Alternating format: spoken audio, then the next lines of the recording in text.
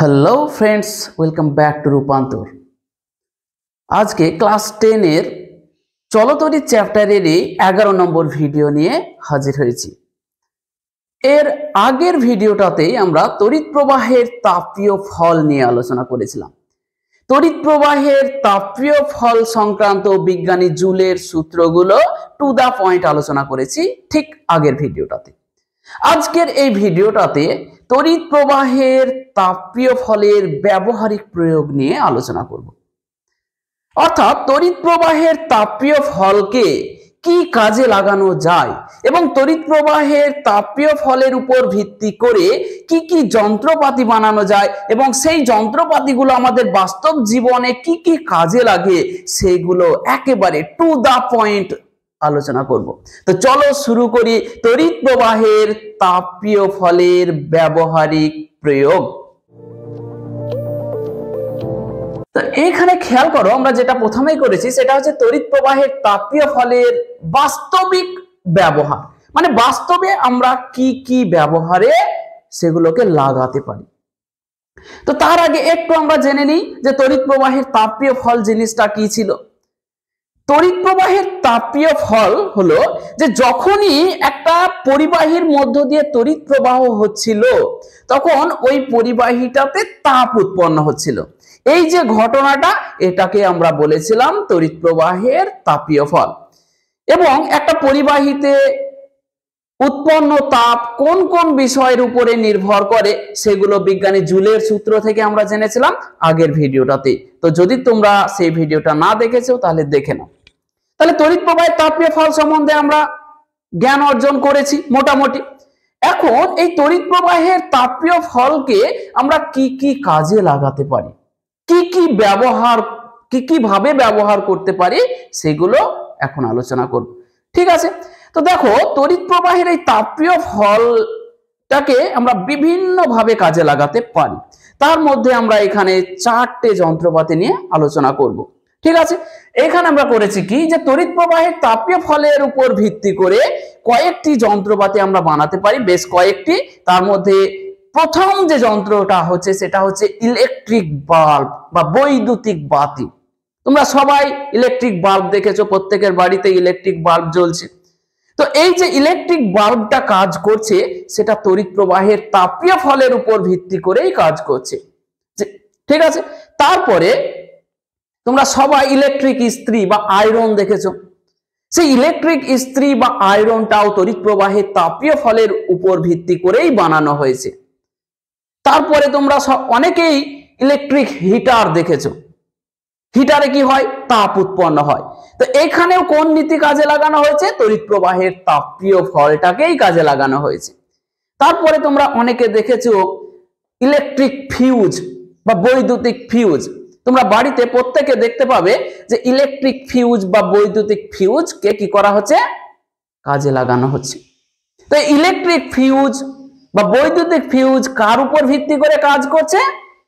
সেটাও কিন্তু তড়িৎ প্রবাহের তাপীয় ফলের উপর ভিত্তি করে কাজ করছে। তো এই যন্ত্রপাতিগুলোকে নিয়ে আমরা টু দা পয়েন্ট আলোচনা করব এবং এই টপিক থেকে মাধ্যমিকে বা বিভিন্ন ধরনের চাকরি বাকরির পরীক্ষায় কোন ধরনের প্রশ্নগুলো আসে সেইগুলোর একেবারে অ্যানসার সহ আমরা পরিষ্কারভাবে বুঝে নেব। ঠিক আছে, তো প্রথমে আমরা যেটা শুরু করব সেটা হচ্ছে ইলেকট্রিক বাল্ব বা বৈদ্যুতিক বাতি। এটা তোমরা সবাই দেখেছো যে ইলেকট্রিক বাল্ব বা বৈদ্যুতিক বাতি দেখতে কি এবং এটা কি কাজে লাগে, তাই কিনা? তো আমি এখানে একটা দেখো ছবির মতো এঁকেছি। এইরকম মোটামুটি ইলেকট্রিক বাল্বগুলো দেখতে, ইলেকট্রিক বাল্বগুলো মোটামুটি এই রকমের দেখতে হয়। কি হয়? একটা কাঁচের ভেতরে কিছু তারের মতো কুণ্ডলীর মতো দেওয়া থাকে। ঠিক আছে, এই যে দেখতে পাচ্ছ যে এইটা হচ্ছে ইলেকট্রিক বাল্ব। এই বাইরে একটা কি থাকে? কাঁচের মতো আবরণ থাকে। এখন বেশিরভাগ ক্ষেত্রে বাড়িতে যেগুলো থাকে সেগুলো এলইডি বা লাইট এমিটিং ডায়োড বলা হয়, এলইডি বাল্ব বলা হয়। আমি তোমাদেরকে একটা বাল্ব দেখাচ্ছি এক্ষুনি। দেখো ইলেকট্রিক বাল্বগুলো এই রকম দেখতে, যদিও এটা এলইডি বাল্ব। ঠিক আছে, যারা আগের দিনের বাল্বগুলো দেখেছো তারা দেখবে যে এই যে পুরো বাইরের আবরণটা সেটা কাঁচের, একবারে পাতলা কাঁচের আবরণ দেওয়া থাকে, ফলে ভেতরে কি আছে সবকিছু কিন্তু বাইরে থেকে দেখা যায়।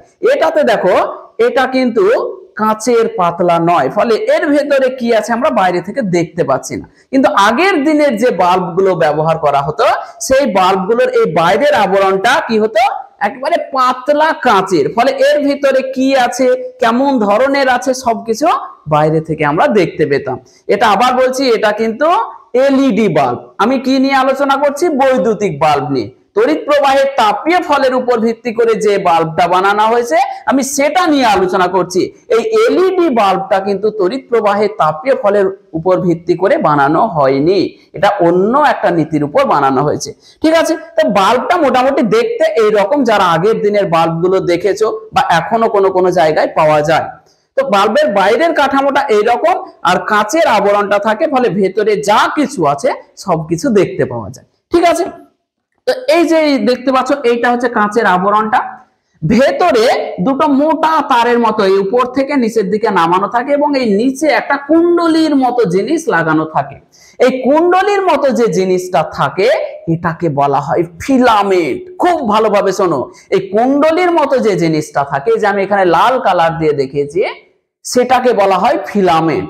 যখন এখান দিয়ে কারেন্ট আসে তখন এই ফিলামেন্টের মধ্য দিয়ে কারেন্ট যাচ্ছে, তখন ওই ফিলামেন্টটাতে প্রচুর তাপ উৎপন্ন হয়, প্রচুর তাপ উৎপন্ন হয়। এখন আমরা দেখেছি একটা লোহাকে যদি প্রচুর পরিমাণে গরম করা হয় তাহলে লোহাটা আস্তে আস্তে জ্বলজ্বল করতে লাগে, আলো ছড়াতে লাগে। সেই রকমই এই ফিলামেন্টটা যেহেতু প্রচুর উত্তপ্ত হয় তাপ উৎপন্ন হওয়ার ফলে, তখন এইখান থেকে কি হয়, আলো নিঃসৃত হতে থাকে, চারিদিকে আলো। তাহলে এই ফিলামেন্টটাতে তাপ উৎপন্ন হয় এবং এই ফিলামেন্টটা তখন উত্তপ্ত হয়ে যাওয়ায় এই চারিদিকে কি করে, আলো ছড়িয়ে দেয়। বোঝা গেল? তাহলে এইখানে দুটো মোটা তার আছে আর এই হচ্ছে ফিলামেন্টটা। বোঝা গেল?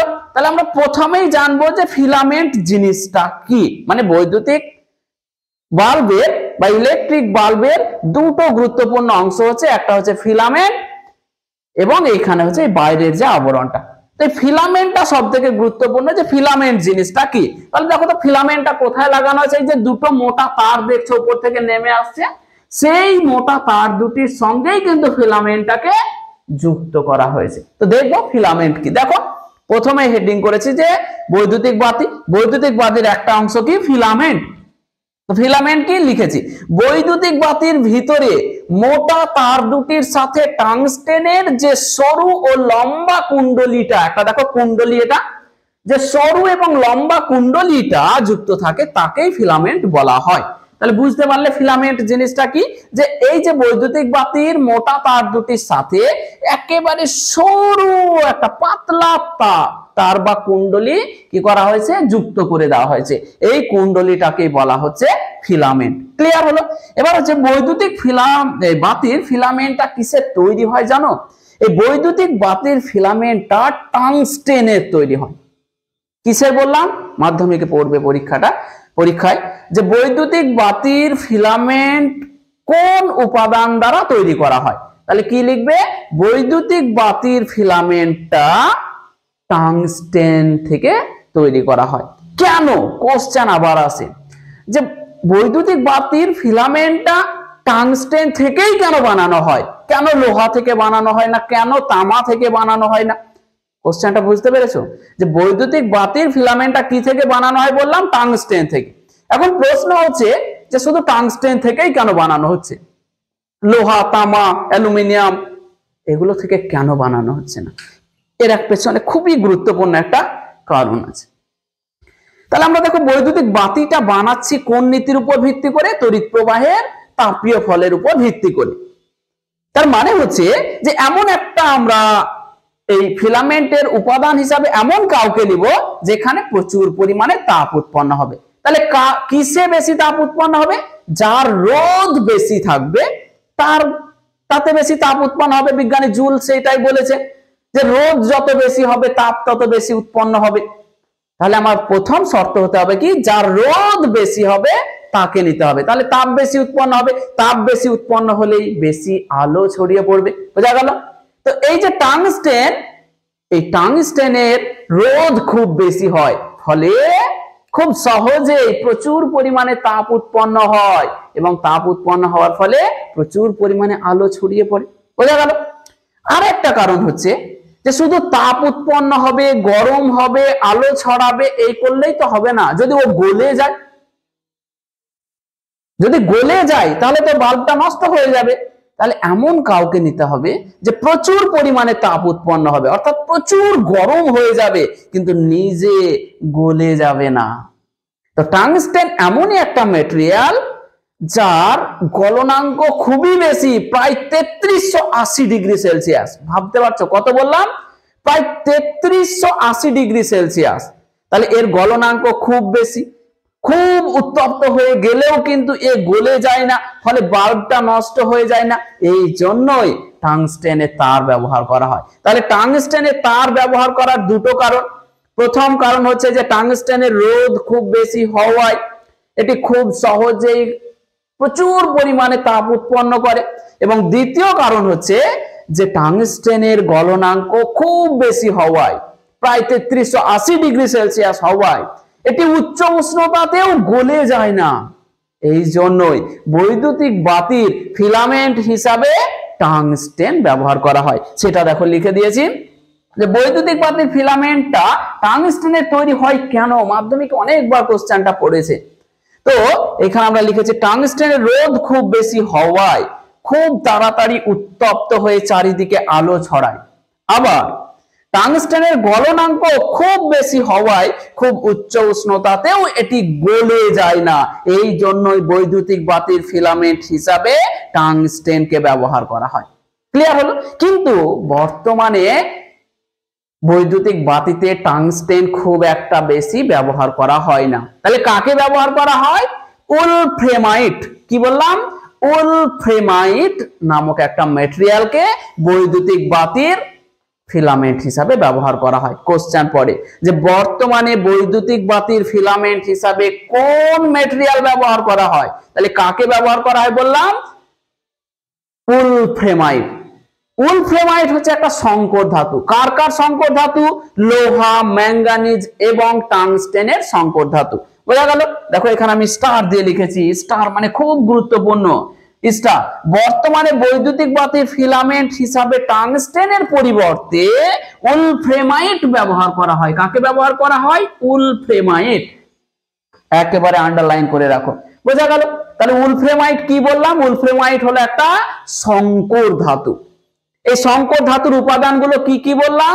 লোহা, ম্যাঙ্গানিজ এবং টাংস্টেন। দেখো এখানে লিখেছি উলফ্রেমাইট হলো লোহা মানে আয়রন Fe, ম্যাঙ্গানিজ মানে Mn এবং টাংস্টেনের সংকর ধাতু। এখানে কোশ্চেন অনেকবার পড়ে, বিভিন্ন ধরনের পরীক্ষায় পড়ে যে উলফ্রেমাইট হলো একটা সংকর ধাতু। তো এই সংকর ধাতুর উপাদানগুলো কি কি? প্রথমে হলো লোহা, ম্যাঙ্গানিজ এবং টাংস্টেন। খুবই ইম্পর্টেন্ট একটা কোশ্চেন হলো। এরপরে আরেকটা গুরুত্বপূর্ণ, এই বৈদ্যুতিক বাতিরই একটা গুরুত্বপূর্ণ বিষয় হচ্ছে এই যে বাল্বটা দেখছো, মানে বৈদ্যুতিক বাল্ব ধরো একে, এই যে বাইরের আবরণটা তার ভেতরে কিন্তু শূন্য স্থান নয়, ভেতরে কি থাকে? একটা গ্যাস ভরা থাকে, একটা গ্যাস দিয়ে পরিপূর্ণ করা হয়। সেই গ্যাসটা কি? একটা নিষ্ক্রিয় গ্যাস। নিষ্ক্রিয় গ্যাস মানে কি? যে অন্য কারোর সাথে বিক্রিয়া করে না। সেই নিষ্ক্রিয় গ্যাসটা হলো আর্গন। তাহলে বৈদ্যুতিক বাতিতে কোন গ্যাস ব্যবহার করা হয়? নিষ্ক্রিয় গ্যাস আর্গনকে ব্যবহার করা হয়। ক্লিয়ার হলো? বৈদ্যুতিক বাতির ভেতরে কোন গ্যাস ব্যবহার করা হয়? নিষ্ক্রিয় গ্যাস আর্গনকে বৈদ্যুতিক বাতির ভেতরে ব্যবহার করা হয়। ক্লিয়ার? কিন্তু বর্তমানে এই আর্গনের পরিবর্তে কিছু কিছু ক্ষেত্রে নাইট্রোজেন গ্যাসকেও ব্যবহার করা হয়। ক্লিয়ার হলো? তাহলে কি বললাম? বৈদ্যুতিক বাতিতে কোন গ্যাস ব্যবহার করা হয়? নিষ্ক্রিয় গ্যাস আর্গন ব্যবহার করা হয়, কিন্তু কিছু কিছু ক্ষেত্রে নাইট্রোজেন গ্যাসকেও বৈদ্যুতিক বাতিতে ব্যবহার করা হয়। ক্লিয়ার? দেখো লিখেছি বৈদ্যুতিক বাতিতে কোন গ্যাস ব্যবহার করা হয়, কোশ্চেনটা আছে। তো নিষ্ক্রিয় গ্যাস আর্গন ব্যবহার করা হয়, তবে কিছু কিছু ক্ষেত্রে দেখো লিখেছি নাইট্রোজেন গ্যাসকেও ব্যবহার করা হয়। তো বোঝা গেল? এই গেল আমাদের বৈদ্যুতিক বাতি নিয়ে আলোচনা, এবং বৈদ্যুতিক বাতি থেকে যে ধরনের প্রশ্নগুলো আসে টু দা পয়েন্ট একেবারে নোট আকারে দিয়ে দেওয়া হলো, তোমরা এটা দেখো। এরপরে যে টপিকটা খুবই গুরুত্বপূর্ণ সেটা হচ্ছে বৈদ্যুতিক ফিউজ বা ইলেকট্রিক ফিউজ। তো চলো ইলেকট্রিক ফিউজ কি সেটা দেখে নিই। তো বৈদ্যুতিক ফিউজ বা ইলেকট্রিক ফিউজ নিয়ে আমরা আলোচনা করব। তো ফিউজ জিনিসটা হয়তো আমরা প্রত্যেকেই কম বেশি দেখেছি, বাড়িতে যে সুইচ বোর্ডটা থাকে তার ঠিক বাম পাশে বা ডান পাশে একটা ছোট্ট ঘরের মতো থাকে, সেখানেই ফিউজ তারটা যুক্ত থাকে। তো ফিউজ তার কি, ফিউজ তার কি কাজে লাগে, ফিউজ তারের বৈশিষ্ট্য কি, ফিউজ তার না থাকলে কি হতো, ফিউজ তারের রেটিং কি, এই সমস্ত জিনিস একেবারে টু দা পয়েন্ট আলোচনা করব। মাধ্যমিকের পরীক্ষা বলো, বিভিন্ন ধরনের পরীক্ষা বলো, সেগুলোতে যেমন যেমন প্রশ্ন আসে একেবারে আলোচনা করে দেব। তো ফিউজ জিনিসটা কি, দেখো এইখানে বোর্ডের এইরকম একটা জায়গাতে ফিউজ তারটা বাহির থেকে মেন লাইন আসছে, এই মেন লাইন এসে বোর্ডের এই মাথায় যুক্ত হলো। এবার কি হয়, টিভি বা ফ্রিজ বা এসি বলো বা বাল্ব বলো, যেগুলো আবার এখান থেকে তারগুলো বেরিয়ে যায়। তো এর মাঝখানে কি করা হয়, একটা ছোট্ট তারকে এখানে যুক্ত করা হয়। এই যে জিনিসটা দেখছো এটাকে বলা হয় ফিউজ বা ফিউজ তার। এর কি স্পেশাল বৈশিষ্ট্য, ধরো এইখানে একটা টিভি লাগানো আছে, সেই টিভিটা ধরো ম্যাক্সিমাম 2 অ্যাম্পিয়ার তড়িৎ প্রবাহ মাত্রা সহ্য করতে পারে। কি বললাম, এইখানে ধরো একটা টিভি লাগানো আছে, সেই টিভিটা সর্বোচ্চ 2 অ্যাম্পিয়ার তড়িৎ প্রবাহ সহ্য করতে পারে। ঠিক আছে, তাহলে এইখান থেকে তোমার মেন লাইন থেকে কারেন্ট আসছে, 2 অ্যাম্পিয়ারের কম আসলে কোনো ব্যাপার নেই, টিভিটা চলবে, পুড়ে যাবে না। কিন্তু ধরো বাইরে এমন কোনো ঘটনা ঘটে গেছে যে হঠাৎ করে তড়িৎ প্রবাহ মাত্রা বেড়ে গিয়ে 3 অ্যাম্পিয়ার চলে আসছে, তাহলে এই টিভিটা কি হবে, টিভিটা নিশ্চয়ই পুড়ে যাবে। তার কারণ ও 2 অ্যাম্পিয়ার তড়িৎ প্রবাহ মাত্রা সহ্য করতে পারে, এসছে এখন 3 অ্যাম্পিয়ার, তাহলে নিশ্চয়ই ও পুড়ে যাবে এবং নষ্ট হয়ে যাবে। এখন আমরা যদি এমন একটা ব্যবস্থা করতে পারি এইখানে, যে এমন একটা ব্রিজের মতো জিনিস লাগাতে পারি যে যখনই তড়িৎ প্রবাহ মাত্রা 2 অ্যাম্পিয়ারের বেশি আসবে তখন এই ব্রিজটা ভেঙে পড়বে, ফলে তড়িৎ প্রবাহ মাত্রাটা এই মাথা থেকে এই মাথা আসতে পারবে না, ফলে টিভিতে আসতে পারবে না, টিভি এটা নষ্ট হবে না। বোঝা গেল? তাহলে এই যে ফিউজ তারটা দেখছো, সেই ফিউজটা কার মতো করছে, একটা ব্রিজের মতো, একটা ব্রিজের মতো কাজ করছে।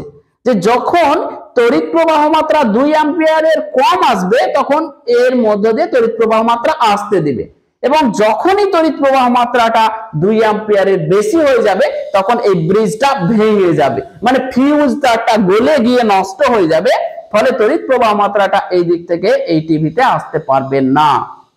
তো এই পুরো ব্যবস্থাটা কি করা হয়, একটা চীনামাটির হোল্ডারে বসানো হয়। কিসের উপরে, চীনামাটির হোল্ডারে। তার কারণ চীনামাটির হোল্ডার আমরা ধরলে সেখানে শক লাগে না, তার কারণ চীনামাটি হচ্ছে তড়িতের কুপরিবাহী। ঠিক আছে, তো চীনামাটির হোল্ডারে এই ব্যবস্থাটাকে বসানো হয়, মানে দেখবে ফিউজটা একটা চীনামাটির হোল্ডারে এরকম ভাবে বসানো থাকে।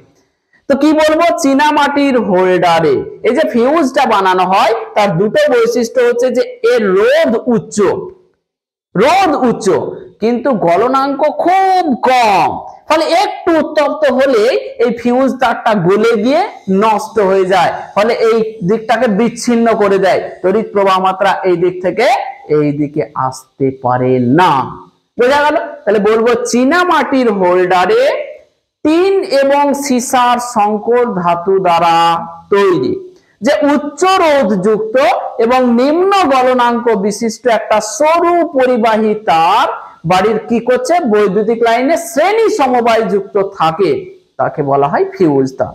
তাহলে একেবারে এক কথায় বলবো আমরা যে একটা চীনামাটির হোল্ডারের ভেতরে এই ফিউজ তারটা বসানো থাকে। ফিউজ তারটার বৈশিষ্ট্যটা কি, এর রোধ হচ্ছে উচ্চ মানের, গলনাঙ্ক হচ্ছে খুব নিম্নমানের, আর এটা কি করা হয়, বাড়ির বৈদ্যুতিক লাইনে শ্রেণী সমবায়ে যুক্ত করা হয়। শ্রেণী সমবায়, যখন আমরা রোধের শ্রেণী সমবায় নিয়ে আলোচনা করেছিলাম তখন নিশ্চয়ই তোমরা সেটা দেখেছো, না দেখেছো তো সেই ভিডিওগুলো দেখবে। তো এখানে আমরা দেখো লিখেছি যে প্রথমেই ফিউজ তড়িৎ প্রবাহের তাপীয় ফলের উপর ভিত্তি করে কাজ করে। তারপরে ফিউজ কাকে বলবো, যে চীনামাটির হোল্ডারে টিন ও সীসার সংকর ধাতু দ্বারা তৈরি। আন্ডারলাইন করো, কার কার সংকর ধাতু, টিন এবং সীসা, টিন ও সীসার সংকর ধাতু দ্বারা তৈরি দেখো উচ্চ রোধযুক্ত ও নিম্ন গলনাঙ্ক বিশিষ্ট যে সরু পরিবাহিতা তড়িৎ বর্তনীতে শ্রেণী সমবায়ে যুক্ত থাকে, দেখো শ্রেণী সমবায়ে যুক্ত থাকে তাকেই ফিউজ বলা হয়। খুবই ইম্পর্টেন্ট মাধ্যমিকের জন্য। ফিউজ কাকে বলে, ফিউজের দুটো বৈশিষ্ট্য লিখো, তাহলে দেখো ফিউজের সংজ্ঞাতেই ওই বৈশিষ্ট্যগুলো বলে দেওয়া আছে। তাহলে চীনামাটির হোল্ডারে টিন ও সীসার সংকর ধাতু দ্বারা তৈরি উচ্চ রোধযুক্ত এবং নিম্ন গলনাঙ্ক বিশিষ্ট যে সরু পরিবাহী তারটি তড়িৎ বর্তনীতে শ্রেণী সমবায়ে যুক্ত থাকে তাকে বলা হয় ফিউজ বা ফিউজ তার বলা হয় অনেক সময়। ঠিক আছে, তাহলে এই গেল আমাদের ফিউজ তার। এখন এই ফিউজ তারের তাহলে বৈশিষ্ট্য দেখতে পাচ্ছি, দেখো আন্ডারলাইন করেছে, একটা কি টিন এবং সীসার সংকর ধাতু একটা বৈশিষ্ট্য। 2 নম্বর দেখো উচ্চ রোধযুক্ত এবং নিম্ন গলনাঙ্ক বিশিষ্ট, তাহলে দুটো বৈশিষ্ট্য গেল। 3 নম্বর দেখো তড়িৎ বর্তনীতে শ্রেণী সমবায়ে যুক্ত থাকে। তো ফিউজ তারের এই তিনটে হচ্ছে বৈশিষ্ট্য। মাধ্যমিকে অনেকবার পড়েছে যে ফিউজ তারের তিনটি বৈশিষ্ট্য লিখো, দেখো লিখেছি। এটি মানে ফিউজ তার টিন ও সীসার সংকর ধাতু হলো দ্বারা তৈরি, টিন এবং সীসার সংকর ধাতু দ্বারা তৈরি হয়। তারপরে হচ্ছে এটি রোধ উচ্চমানের, মানে ফিউজ তারের রোধ উচ্চমানের এবং গলনাঙ্ক কত খুব নিম্নমানের হয়, ফলে তাড়াতাড়ি গলে গিয়ে তড়িৎ বর্তনীটাকে বিচ্ছিন্ন করে দেয়। তারপরে লিখেছি দেখো ফিউজ তার তড়িৎ বর্তনীতে শ্রেণী সমবায়ে যুক্ত থাকে। ক্লিয়ার হলো? তাহলে ফিউজ তারের বুঝে গেলাম। ওকে, এরপরে আমরা যেটা দেখবো যে ফিউজ তারের কাজ কি। অ্যাকচুয়ালি কাজটা হলো যে বললাম যে ধরো এখানে একটা টিভি আছে, সেই টিভিটা সর্বোচ্চ 2 অ্যাম্পিয়ার তড়িৎ প্রবাহ মাত্রা সহ্য করতে পারে। এখন যদি 5 অ্যাম্পিয়ার তড়িৎ প্রবাহ মাত্রা এখানে চলে আসে তাহলে টিভিটা পুড়ে যাবে। তো আমরা এইখানে যদি একটা ফিউজ তার লাগিয়ে দিই, 2 অ্যাম্পিয়ারের ফিউজ তার লাগিয়ে দিই, তাহলে এই ফিউজটা সর্বোচ্চ 2 অ্যাম্পিয়ার তড়িৎ প্রবাহ মাত্রা সহ্য করবে। ওর বেশি যেমনই তড়িৎ প্রবাহ মাত্রা হবে ও নিজে পুড়ে গিয়ে এখানটাকে কি করবে, বিচ্ছিন্ন করে দেবে। ফলে কি হবে, তড়িৎ প্রবাহ মাত্রা বন্ধ হয়ে যাবে। ফলে এই টিভিটা বা এই ফ্রিজটা বা এই বাল্বটা বা এই আয়রনটা পুড়ে যাওয়ার হাত থেকে রক্ষা পাবে। বোঝা গেল?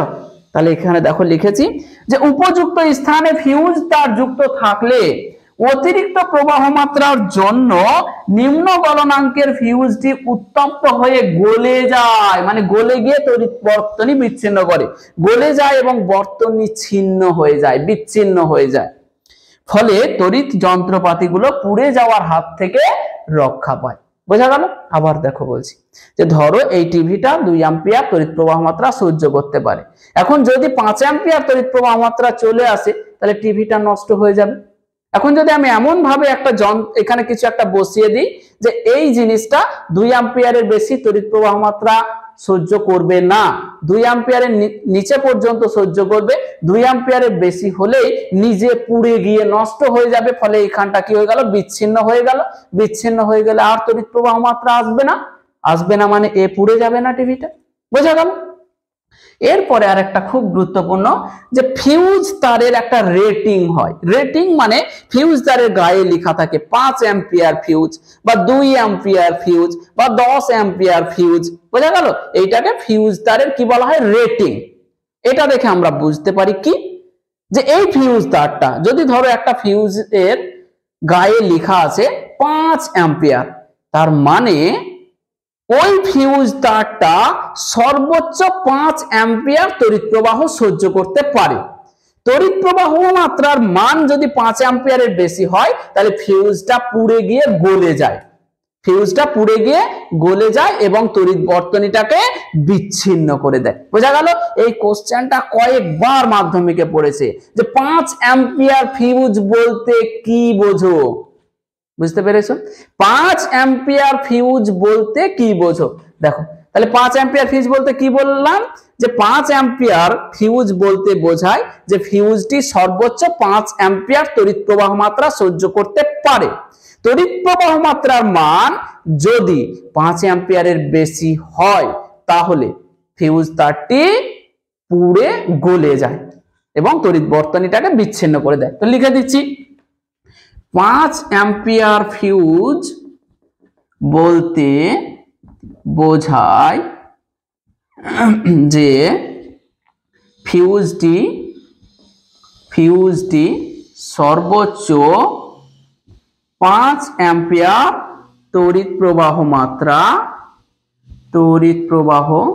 মাত্রা সহ্য করতে পারে। বোঝা গেল? সর্বোচ্চ 5 অ্যাম্পিয়ার তড়িৎ প্রবাহ মাত্রা সহ্য করতে পারে। হলো তড়িৎ প্রবাহ মাত্রার মান,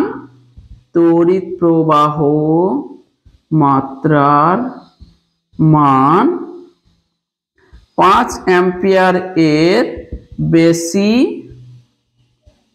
হলেই, 5 অ্যাম্পিয়ারের বেশি হলেই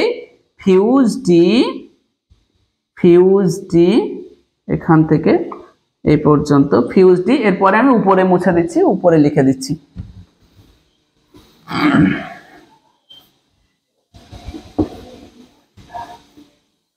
এইখানে ফিউজটি পুড়ে গলে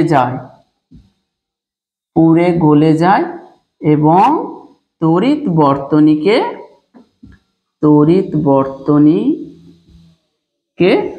বিচ্ছিন্ন করে দেয়।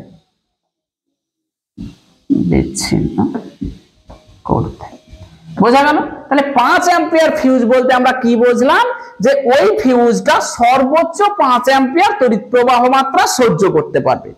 তড়িৎ প্রবাহ মাত্রার মান যদি 5 অ্যাম্পিয়ারের বেশি হয়ে যায়, তাহলে ফিউজটা কি হয়ে যাবে? পুড়ে গলে যাবে এবং তড়িৎ বর্তনীটাকে বিচ্ছিন্ন করে দেবে। তাহলে কোন ফিউজের গায়ে যদি 10 অ্যাম্পিয়ার লেখা থাকে, তাহলে কি বলবো? যদি কোনো ফিউজের গায়ে 10 অ্যাম্পিয়ার লেখা থাকে, তার মানে ওই ফিউজটা সর্বোচ্চ 10 অ্যাম্পিয়ার তড়িৎ প্রবাহ মাত্রা সহ্য করতে পারবে।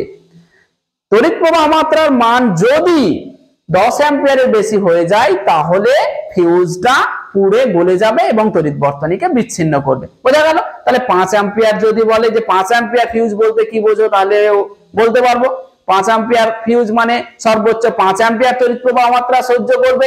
10 অ্যাম্পিয়ার ফিউজ মানে সর্বোচ্চ 10 অ্যাম্পিয়ার তড়িৎ প্রবাহ মাত্রা সহ্য করবে। 15 অ্যাম্পিয়ার ফিউজ মানে সর্বোচ্চ 15 অ্যাম্পিয়ার তড়িৎ প্রবাহ মাত্রা সহ্য করবে। বোঝা গেল? তাহলে গায়ে লেখা দেখে আমরা বুঝতে পারবো ফিউজটা সর্বোচ্চ কত তড়িৎ প্রবাহ মাত্রা সহ্য করতে পারবে। ঠিক আছে? তাহলে এই গেল আমাদের ফিউজ তারের ব্যাপারে মোটামুটি আলোচনা। কিন্তু বর্তমানে এই যে ফিউজ তার নিয়ে আমরা আলোচনা করলাম, এই ফিউজ তার বর্তমানে খুব একটা বেশি ব্যবহার করা হয় না। তাহলে কি ব্যবহার করা হয়? বর্তমানে ব্যবহার করা হয় এমসিবি। কি? এমসিবি। এই এমসিবি মানে কি? মিনিয়েচার সার্কিট ব্রেকার, মানে তড়িৎ বর্তনী বিচ্ছিন্ন কারক যেটাকে বলা হয় এমসিবি। তাহলে ফিউজের পরিবর্তে বর্তমানে কি ব্যবহার করা হয়? MCB, miniature circuit breaker. Okay, এই এমসিবিটা কোন ঘটনার উপর ভিত্তি করে কাজ করে? এমসিবি কাজ করে তড়িৎ প্রবাহের চুম্বকীয় ফলের উপর ভিত্তি করে। কি বললাম? এমসিবি কাজ করে তড়িৎ প্রবাহের চুম্বকীয় ফলের উপর ভিত্তি করে। ফিউজ কার উপরে ভিত্তি করে কাজ করছিল? তড়িৎ প্রবাহের তাপীয় ফল। তাহলে দেখো, ফিউজ কাজ করে তড়িৎ প্রবাহের তাপীয় ফলের উপর ভিত্তি করে, এমসিবি কাজ করে তড়িৎ প্রবাহের চুম্বকীয় ফলের উপর ভিত্তি করে। দেখো এখানে লিখেছি, বর্তমানে ফিউজের পরিবর্তে এমসিবি ব্যবহার করা হয়। এমসিবি, এমসিবির ফুল ফর্ম লিখে দিয়েছি, miniature circuit breaker. MCB, miniature circuit breaker. Okay, এবার তড়িৎ প্রবাহের চুম্বকীয় ফলের ভিত্তিতে এমসিবি কাজ করে। তাহলে দেখো আমাদের দুটো যন্ত্র গেল, প্রথমে বৈদ্যুতিক বাতি, তারপরে গেল বৈদ্যুতিক ফিউজ বা ইলেকট্রিক ফিউজ। এরপরে আমরা আর একটা গুরুত্বপূর্ণ টপিক নিয়ে আলোচনা করব, সেটা হচ্ছে ইলেকট্রিক হিটার। তো চলো দেখে নি ইলেকট্রিক হিটার কিভাবে বানানো হয় এবং ইলেকট্রিক হিটার কিভাবে আমাদের দৈনন্দিন জীবনে কাজে লাগে। সবাই মোটামুটি ইলেকট্রিক হিটার দেখেছো বা অনেকে দেখোনি, এমনটা হতে পারে, প্রত্যেক বাড়িতে ইলেকট্রিক হিটার নাও থাকতে পারে। তো ইলেকট্রিক হিটার মূলত তড়িৎ প্রবাহের তাপীয় ফলের উপর ভিত্তি করে বানানো হয় এবং কাজ করে। তো কি হয় যে একটা এই রকম একটা তড়িতের অপরিবাহী খোলকের মধ্যে একটা কুণ্ডলীকে এইভাবে বসানো হয় এবং এর মধ্য দিয়ে তড়িৎ প্রবাহ চালনা করা হয়। এর মধ্য দিয়ে কি করা হয়? তড়িৎ প্রবাহ চালনা করা হয়। তাহলে এর মধ্য দিয়ে তড়িৎ প্রবাহ যাচ্ছে। এখন এই কুণ্ডলীটার রোধাঙ্ক খুবই বেশি, রোধাঙ্ক খুব বেশি হওয়ায় এই কুণ্ডলীটাতে প্রচুর পরিমাণে তাপ উৎপন্ন হয়। এই তাপেই তখন রান্না বান্না, ঘর গরম করা ইত্যাদি কাজ করা হয়। বোঝা গেল?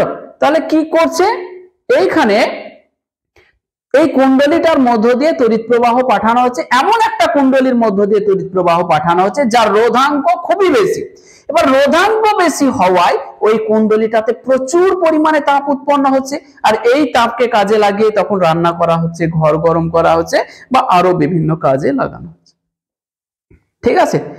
এই যে কুণ্ডলীটা আছে এখানে, সেই কুণ্ডলীটা একটা সংকর ধাতুর তৈরি। কি নাম সেই সংকর ধাতুটা? এই সংকর ধাতুটার নাম হচ্ছে নাইক্রোম। কি বললাম? তাহলে কুণ্ডলীতে কিসের তার ব্যবহার করা হয়? নাইক্রোমের তার ব্যবহার করা হয়, বা নাইক্রোম তারের কুণ্ডলী ব্যবহার করা হয়। এই যে দেখো লিখেছি, এই কুণ্ডলীটা নাইক্রোম তারের কুণ্ডলী। ঠিক আছে, এবার আমরা জানবো যে নাইক্রোম তার জিনিসটা কি। নাইক্রোম তার হলো একটা সংকর ধাতু। কার কার সংকর ধাতু? লোহা, নিকেল এবং ক্রোমিয়াম। কি বললাম? নাইক্রোম হলো একটা সংকর ধাতু, লোহা, নিকেল এবং ক্রোমিয়াম এই তিনজনকে মিশিয়ে এই ধাতুটা তৈরি করা হয়। বোঝা গেল? এবার জানতে দিতে হবে যে কেন এই নাইক্রোমের তারকেই হিটারে ব্যবহার করা হয়, অন্য তারকে কেন হিটারে ব্যবহার করা হচ্ছে না। মাধ্যমিকে অনেকবার এই কোশ্চেনটা এসছে যে হিটারে কোন তার ব্যবহার করা হয়। তাহলে হিটারে কোন তার ব্যবহার করা হয়? নাইক্রোমের তার ব্যবহার করা হয়। তাহলে নাইক্রোম তারের উপাদান কি কি? লোহা, নিকেল এবং ক্রোমিয়াম। কোশ্চেন হচ্ছে নাইক্রোমের তার কেন ব্যবহার করা হয়। তো প্রথম কারণ হচ্ছে নাইক্রোম তারের রোধাঙ্ক খুবই বেশি। রোধাঙ্ক খুব বেশি হওয়ায় নাইক্রোম তারে প্রচুর পরিমাণে তাপ উৎপন্ন হয়। আবার নাইক্রোম তারের গলনাঙ্ক খুব বেশি, প্রায় 1400 ডিগ্রি সেলসিয়াস। কত? নাইক্রোম তারের গলনাঙ্ক প্রায় 1400 ডিগ্রি সেলসিয়াস। ফলে উচ্চ উষ্ণতাতেও এই কুণ্ডলীটা গলে যায় না, নষ্ট হয়ে যায় না। তাহলে দেখো রোধাঙ্ক বেশি, ফলে প্রচুর তাপ উৎপন্ন হয়। আবার গলনাঙ্কও বেশি হওয়ায় উচ্চ উষ্ণতাতেও এই নাইক্রোম তারের কুণ্ডলীটা গলে যায় না, ফলে নষ্ট হয়ে যায় না। আর একটা কারণ আছে, এই যে নাইক্রোম তার, এই নাইক্রোম তারটা বায়ুর অক্সিজেনের সাথে বিক্রিয়া করে না। মোস্ট ইম্পর্টেন্ট পয়েন্ট, নাইক্রোম তারটা বায়ুর অক্সিজেনের সাথে বিক্রিয়া করে না, আর অক্সিজেনের সাথে বিক্রিয়া করে না ফলে এই নাইক্রোম তারে মরিচা পড়ে না, যে লোহাতে মরিচা পড়ে যায়। লোহাতে মরিচা পড়ে যায়, ফলে লোহা কিছুদিন পরে নষ্ট হয়ে যায়। তাহলে এখানে দেখো লোহার কুণ্ডলী ব্যবহার করলে কয়েকদিন পরে এই মরিচা পড়ে যেত, মরিচা পড়ে যাওয়ার ফলে কুণ্ডলীটা নষ্ট হয়ে যেত। কিন্তু নাইক্রোম তার বায়ুর অক্সিজেনের সাথে বিক্রিয়া করছে না। বায়ুর অক্সিজেনের সাথে বিক্রিয়া না করায় নাইক্রোম তারে মরিচা ধরে না, ফলে নাইক্রোম তারটা অনেক দিন টিকে যায়, নষ্ট হয় না। ঠিক আছে, তাহলে এইখানে কয়েকটা কোশ্চেন। হিটারে কিসের তার ব্যবহার করা হয়? নাইক্রোমের তার। নাইক্রোম তারের উপাদান কি? লোহা, নিকেল, ক্রোমিয়াম। দেখো লিখে দিয়েছি, নাইক্রোম হলো লোহা, নিকেল এবং ক্রোমিয়ামের সংকর ধাতু। ওকে, তারপরে আছে হিটারে নাইক্রোম তার ব্যবহার করা হয় কেন? এই যে বললাম, নাইক্রোম তারের রোধাঙ্ক খুব বেশি হওয়ায় এতে প্রচুর তাপ উৎপন্ন হয়। আবার নাইক্রোম তারের গলনাঙ্ক দেখো প্রায় 1400 ডিগ্রি সেলসিয়াস, খুব বেশি হওয়ায় খুব উচ্চ উষ্ণতাতেও এটি গলে যায় না, গলে যাচ্ছে না। ওকে, এছাড়া উচ্চ উষ্ণতায় নাইক্রোম তার বায়ুর অক্সিজেন দ্বারা জারিত হয় না, মানে মরিচা পড়ার সুযোগটাই তৈরি হয় না, ফলে কুণ্ডলীটা নষ্ট হয় না। তো এই হিটার থেকে মোটামুটি এই 3-4টে কোশ্চেন আসে, এমসিকিউ বা শর্ট কোশ্চেন আসতে পারে।